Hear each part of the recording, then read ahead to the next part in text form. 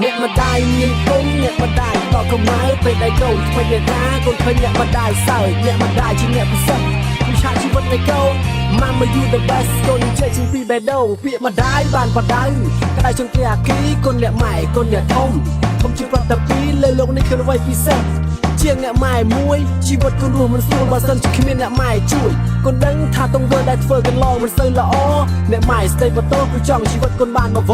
ហើយកូននេះគ្មានអចេតនាធ្វើឲ្យម៉ែពិបាកចិត្តប្រហែលជាកូននៅក្មេងពេកហើយកូនមិនទាន់នឹងចេះគិតសូមម៉ែសូមកុំព្រួយអ្នកម៉ែសូមកុំខឹងដំណក់ឈាមអ្នកម្ដាយកូនមិនឲ្យអ្នកអស់សង្ឃឹមកូនអ្នកម៉ែខំចិញ្ចឹមមានតម្លៃខ្ពស់ជាងវ័យហាកូននឹងខំមកពីសមត្ថភាពនឹងស្ទួយឈ្មោះគ្រួសារម៉ែរៀននៅទាំងតាមសំពេងលត់ចង្គង់លើថ្វាយបទចម្រៀងកូនអ្នកតែងសូមគោរពជូនអ្នកម្ដាយអធិដ្ឋានរកព្រះសូមឲ្យអ្នកបានសុខសប្បាយសូមឲ្យម៉ែសប្បាយទាំងចិត្តសូម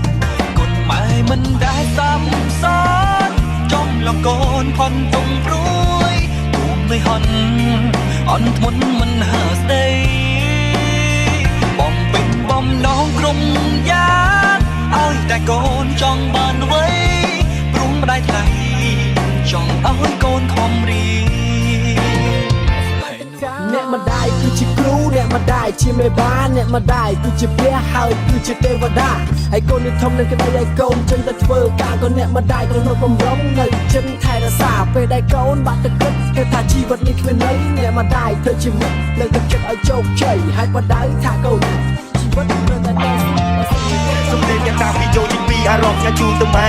ពេលនេះឃ្លាតមួយឆ្ងាយមិនដឹងពេលណាគុំបាននេះក្បែរគុំតាមរបរលោកតាវាដូចពលីដូចលោកខែសឹងត្រឹមតែថ្ងៃណាមួយលោកខ្ញុំជួបលោកខ្ញុំនឹងថាពេលវិបាកខ្ញុំដឹងថាម៉ាក់បារម្ភកូនម៉ាក់ធ្លាប់តែប្រាប់ពេលវិបាកខ្លួននៃខាងបែកគោទាំងពេលគុំនៅពីក្មេងគុំយកតាមម៉ាក់ពេលម៉ាក់ទៅផ្សារឲ្យតែព្រលឹមមិនទាន់ដល់កូនម៉ែមិនដែលសាប់សន់ចំលកូនផន់ទុំព្រួយទូមិនហន់អន់ធ្មន់មិនហើស្ដីបំពេញបំណងក្រុមយ៉ាងឲ្យតែកូនចង់បានអ្វីព្រមម្ដាយថ្លៃចង់ឲ្យកូនខំរៀ